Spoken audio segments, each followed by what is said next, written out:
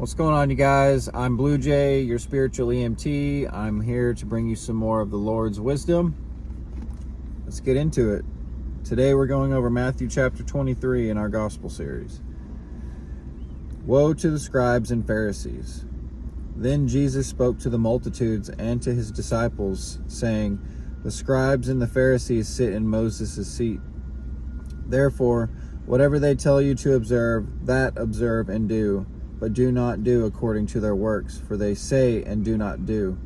For they bind heavy burdens, hard to bear, and lay them on men's shoulders. But they themselves will not move them with one of their fingers. But all their works they do to be seen by men. They make their phylacteries broad and enlarge the borders of their garments. They love the best places of feasts, the best seats in the synagogues, greetings in the marketplaces, and to be called by men, Rabbi, Rabbi. But you do not be called Rabbi, for one is your teacher, the Christ, and you are all brethren. Do not call anyone on earth Father, for one is your Father, he who is in heaven. And do not be called teachers, for the one is your teacher, the Christ. But he who is greatest among you shall be your servant. And whoever exalts himself will be humbled, and he who humbles himself will be exalted. But woe to you, scribes and Pharisees, hypocrites, for you shut up the kingdom of heaven against men, for you neither go in yourselves, nor do you allow others entering to go in. Woe to you, scribes and Pharisees, hypocrites, for you devour widows' houses, and for a pretense make long prayers. Therefore you will receive greater condemnation.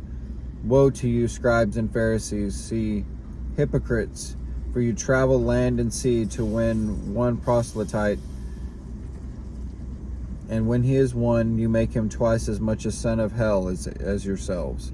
Woe to you, blind guides, who say, Whoever swears by the temple, it is nothing, but whoever swears by the gold of the temple, he is obliged to perform it. Fools and blind, for which is greater, the gold or the temple that sanctifies the gold? And whoever swears by the altar, it is nothing, but whoever swears by the gift that is on it, he is obliged to perform it.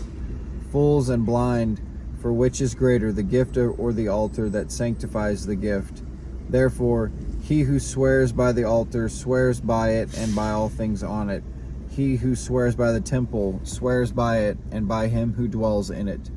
And he who swears by heaven swears by the throne of God and by him who sits on it. Woe to you, scribes and Pharisees, hypocrites, for you pay tithe of mint and anise and cumin, and have neglected the weightier matter of the law, justice and mercy and faith. These you ought to have done, without leaving the others undone. Blind guides, who strain out a gnat and swallow a camel. Woe to you, scribes and Pharisees, hypocrites, for you cleanse the outside of a cup and dish, but inside they are full of extortion and self-indulgence. Blind Pharisees, first cleanse the inside of a cup and dish, that the outside of them may also be clean. Woe to you, scribes and Pharisees, hypocrites, for you are like whitewashed tombs, which indeed appear beautiful outwardly, but inside are full of dead men's bones and uncleanliness. Even so you also outwardly appear righteous to men, but inside you are full of hypocrisy and lawlessness.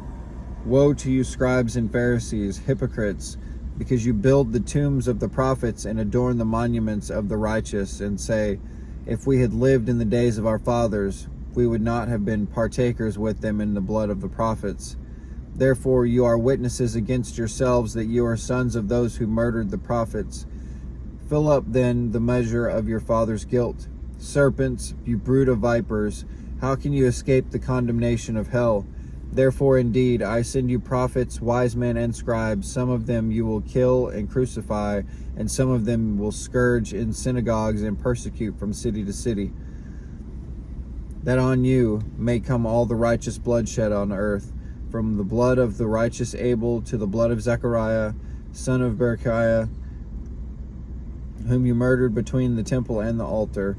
Assuredly, I say to you, all these things will come upon this generation. Jesus laments over Jerusalem. O Jerusalem, Jerusalem, the one who kills the prophets and stones those who are sent to her. How often I wanted to gather your children together as a hen gathers her chicks in under her wings, but you are not willing. See, your house is left to you desolate.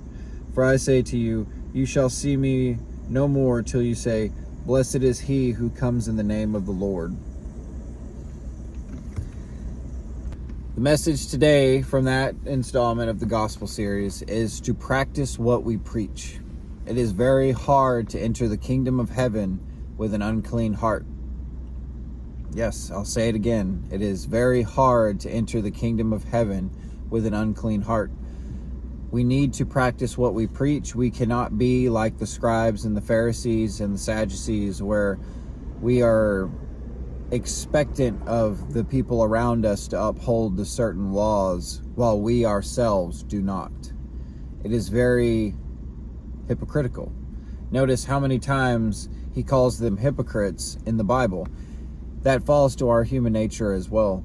If we are unable to open our hearts to those around us and focus on what really matters, faith and love, taking care of each other, as opposed to financial gain and resources, essentially, then we will have an unclean heart forevermore. That is something that we have to strive to work on every single day. And trust me, even me, I have my moments where everything's going good, and then all of a sudden everything starts to fall apart, and it seems like there's no end in sight. And it makes things much harder, and it makes it much harder to have a clean spirit and a clean mind in that moment. That's why prayer and fasting is so important, because you refocus and recenter yourself around the things that really matter. And it all comes down to connection, health, and taking care of each other. You know what I mean? And as long as we keep our faith in the Most High God, we can do everything that he has asked us to do. We can take care of each other. It's not as hard as it seems, but it is going to require work every single day from all of us to do good. Trust in the Lord and do good. Remember that. Don't forget, trust in the Lord and do good. We are not admitted into heaven by faith or works alone, but by all-encompassing Christ's heart. Okay? This was Matthew chapter 23 of our gospel series. Tomorrow we're going over Matthew chapter 24. I hope to see you guys there. And remember, if you didn't already know, you're under his wing.